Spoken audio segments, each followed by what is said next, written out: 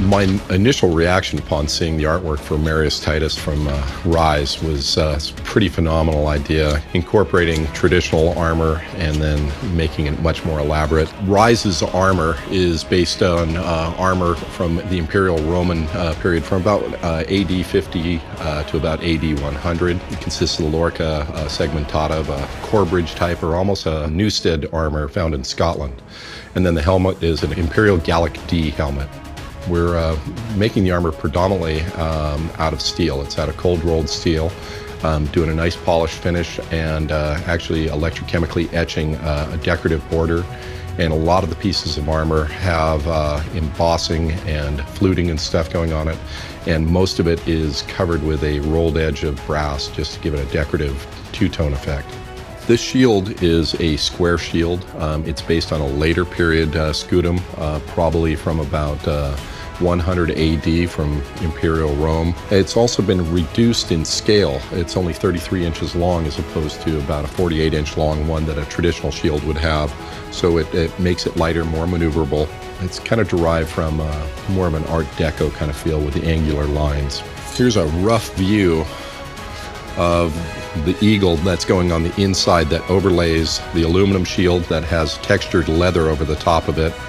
All of these little grooves on here get polished out and then in turn plated with 24 karat gold.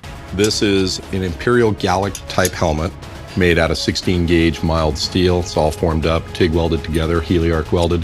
Here's the cheek pieces that have been polished up. This actually has a three-toned coloration. It's bands of black, bands of polished steel, and the brass. And then there's a crest, a bronze crest with all kinds of detail. It's kind of a Gothic arch motif, almost a Greek meander style. This is the lorica segmentata or lorica laminata, the articulated chest plate and shoulders.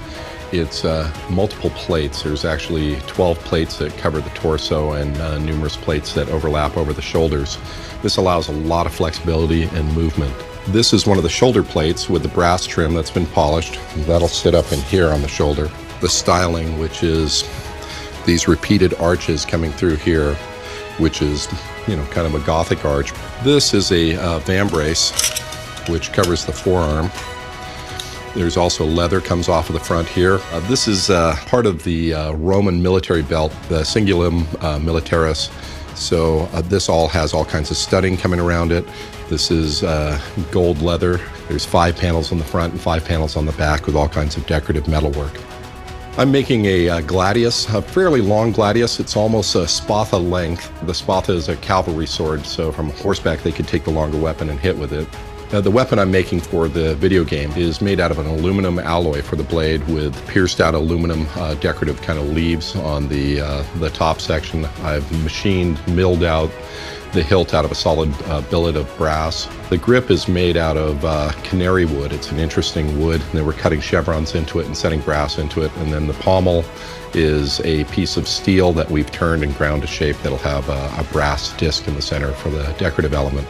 As you can see, it's a rough ground aluminum blade that flares to a wider point at the tip and then coming in for stabbing. This is how it looks in the rough form.